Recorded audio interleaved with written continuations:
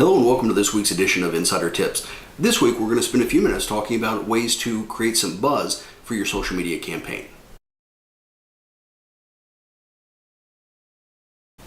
One of the struggles that a lot of firms have is constantly trying to figure out new ways to break through the noise so that their firm is in consideration when somebody's seeking out legal services.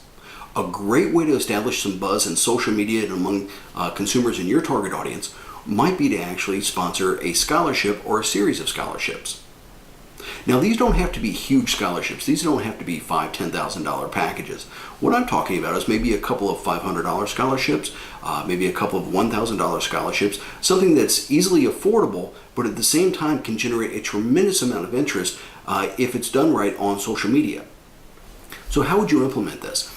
One of the things I would start with would be to define on your website a new page that talks about your firm's scholarship. You may want to give it a name or something.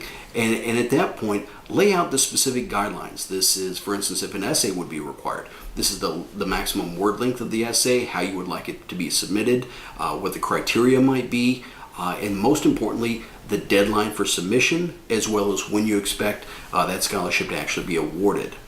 That's fairly simple, and that's something that most people can upload to their website within really just a matter of a couple of days. The next step would be to put together a short video or some type of ad that you could actually post on your Facebook page and then possibly sponsor a Facebook ad or some other type of very low budget, low cost promotion plan that would get that information out in the community, and always ask that once people find this, that they actually share it among their friends. The idea would be to extend the reach where you're doing something good in the community, you're giving back, but at the same time you're engendering your brand in terms of the goodwill within the community. And those kind of feelings, those kind of emotional connections to your brand is one of the things that's going to not only help you stand out, but also make sure that you're in that top tier choice if and when that person actually needs legal services.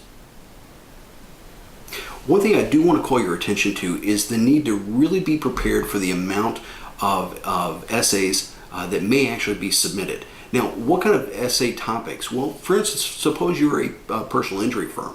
You might want to have the topic be something about reasons not to text and drive.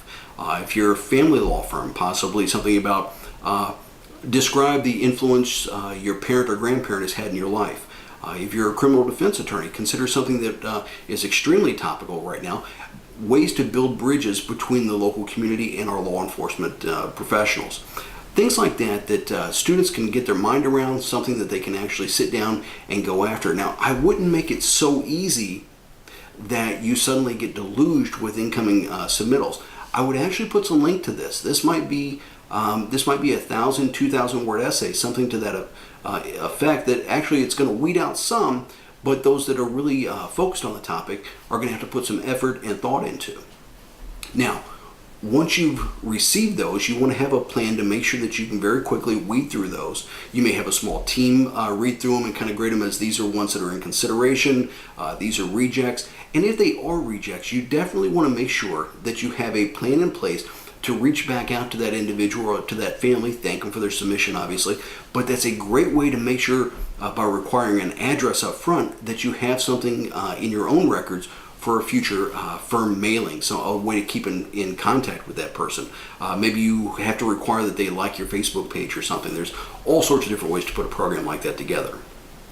Now, for those that are actually in consideration, once you've kind of got that process going, you've got to have a way to start announcing what's going on. So I think a quick reach out to those that are on the short list is another way to build some excitement, so you get another reason to go back out on Facebook and give a quick update again, build some buzz, build some excitement. But as you're going through this entire program, even before you launch it, I think this is something that you might want to reach out to, for instance, the LBA, the KBA, if you're an injury attorney, the KJA, all these different associations that might have an interest in promoting this story. Again, another way to get some free buzz. And I would look for some other types of associations, such as Business First, or in Lexington, I know they've got a similar paper that's more of a local business journal. The Courier Journal, the Lexington Herald.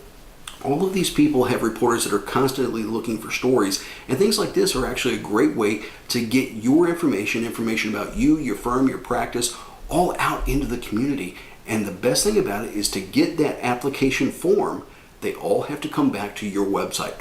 What a great way to have people learn about your firm, maybe see some of the other things that you can do to help them, and then be top of mind when they or a family member or a friend need your legal services.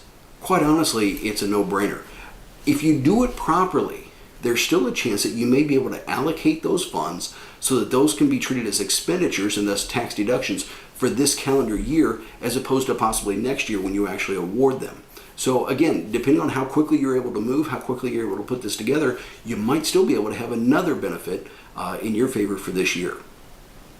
I hope you've enjoyed this tip. I hope it's kind of an out-of-the-box approach that other people are not really bringing to your attention, but I think it's something that you really ought to give some strong consideration to because it's really a win-win for everybody involved. Thanks for your time and attention. I know your day's busy and I know you have plenty to do, but I want to thank you for taking a few minutes to watch Insider Tips, and I look forward to seeing you right here again next week. Have a great weekend, and we'll talk to you soon. Bye-bye.